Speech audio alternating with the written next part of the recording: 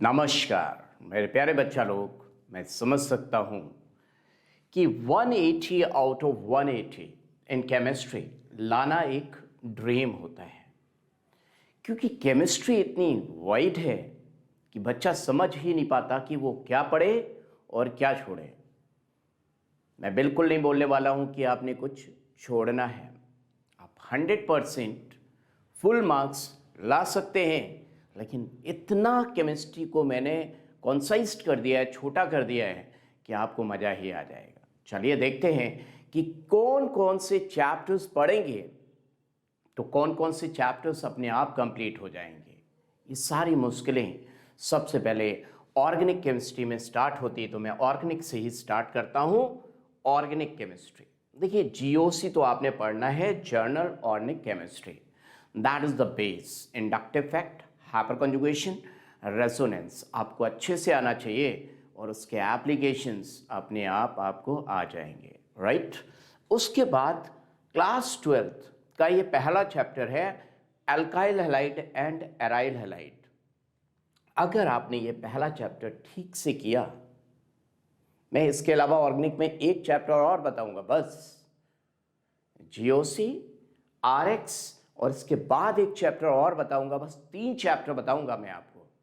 पूरी organic chemistry अपने आप कवर अप हो जाएगी। You can't believe my dear students, लेकिन मैं जो बोलूंगा वो दिखाऊंगा मैं आपको। देखिए, आरएक्स को कवर किया तो न्यूक्लियोफिलिक सब्स्टिट्यूशन रिएक्शन के चलते अल्कोहल ईथर अपने आप कंप्लीट हो जाएगा। इसका ईएसआर का पार्ट बचेगा, वो मैं अभी बताऊंगा।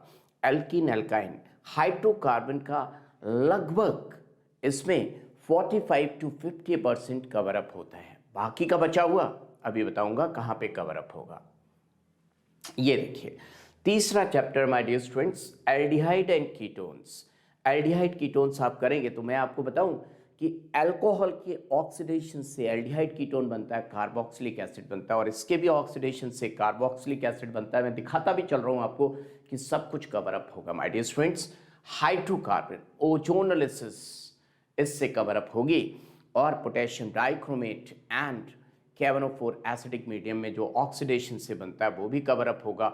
ग्रिग्नार्ड रिएजेंट की जितनी भी रिएक्शंस होती हैं कवर अप होंगी, and most of the distinguishing test यहाँ पे कवर अप हो जाएंगे। Tollens, Fehling's, Benedict's, iodoform test, number of Schiff's test are there, and nucleophilic addition reaction यहीं पे कवर अप हो जाती है।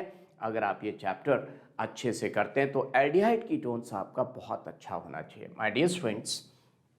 ESR, FR, SR, polymer and biomolecules. Polymer biomolecules बहुत छोटे टॉपिक हैं।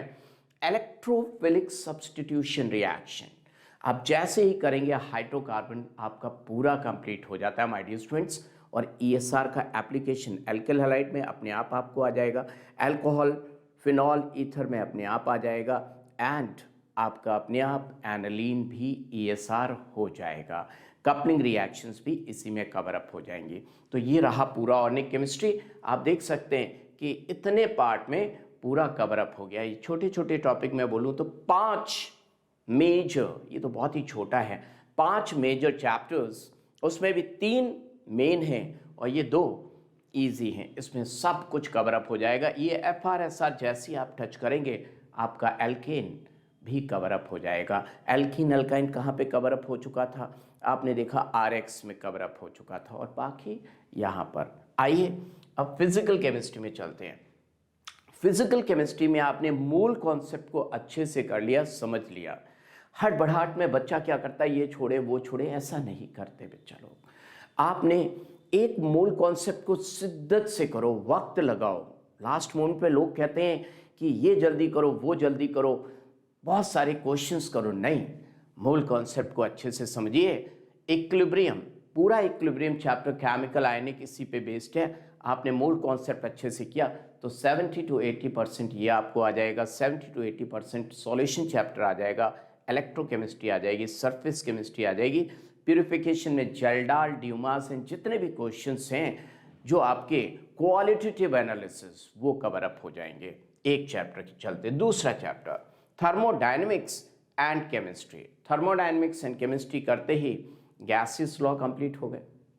थर्मोडायनेमिक्स तो कंप्लीट हुई, मेटलर्जी का जो समझने वाला पोर्शन है वो कवर अप हो गया, एंड 10% ऑफ पूरी chemistry, whether it's organic, inorganic, physical, even bio में भी ये इन्वॉल्व है। और थर्मोडायनेमिक्स अच्छे करते ही आपका फिजिक्स का 80% सिलेबस कवर अप हो जाता है।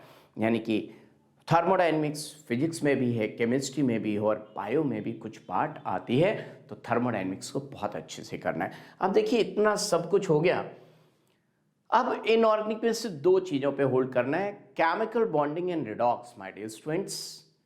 केमिकल बॉन्डिंग, रिडॉक्स एंड पिछला थर्मोडायनेमिक्स, ये तीन चीज मिलकर सारा इनऑर्गेनिक केमिस्ट्री कवर अप करते हैं। और जैसे इनको आप अच्छे से करेंगे, P block, oxy acid of sulphur, phosphorus, nitrogen, सब कवर अप हो जाएंगे। केमनोफोर एंड पोटेशियम डाइक्रोमेट के जो भी मैंने लेक्चर्स लिए हैं, आप देखेंगे इनका मैंने भरपूर यूज़ किया और सब कुछ समझ में आती है इनऑर्गेनिक केमिस्ट्री। रट्टा मारने की ज़रूरत नहीं है।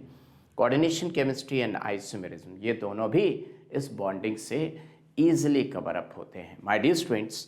तो ये रहा सब कुछ आपके सामने।